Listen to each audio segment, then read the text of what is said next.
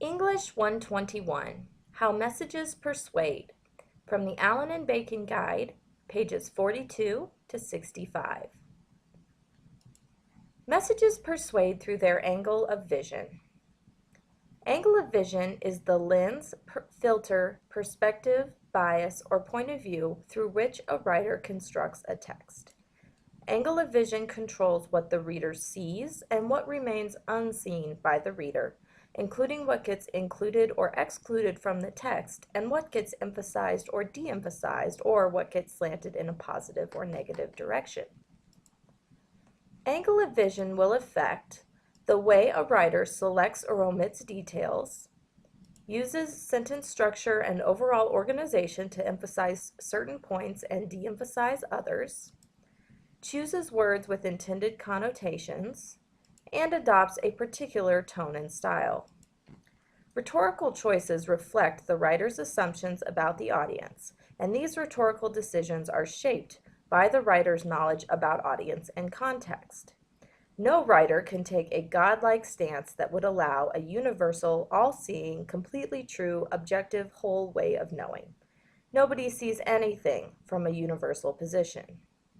On the other hand, everyone must construct their own angle of vision and be ethically responsible for that stance, while at the same time acknowledging other perspectives and recognizing the limitations of their own perspective.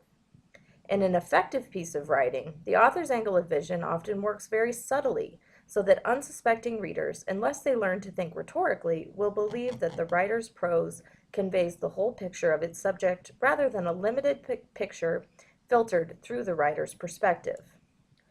Every reader must learn to analyze the angle of vision behind the texts that they encounter, while at the same time each writer must learn to construct their own angle of vision and insert it subtly into their own writing. There are several ways to do this. For one thing, you always want to state your meaning or intentions directly.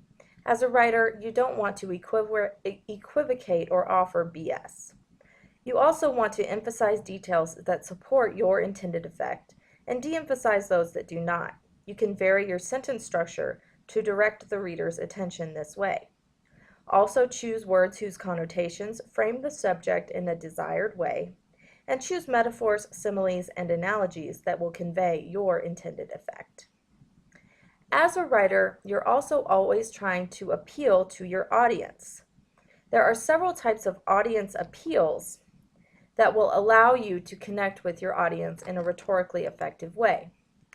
These are referred to as logos, pathos, and ethos, and they relate to the rhetorical triangle.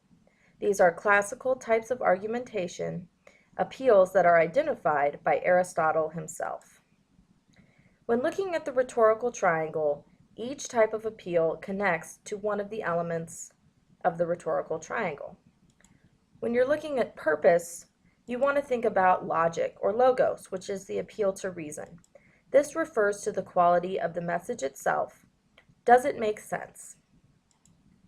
Next, when looking at the audience of a text, you're connecting to the appeal to pathos.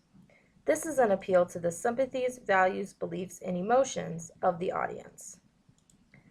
Finally, when analyzing the writer of a text, you're looking at an appeal to ethos or ethics.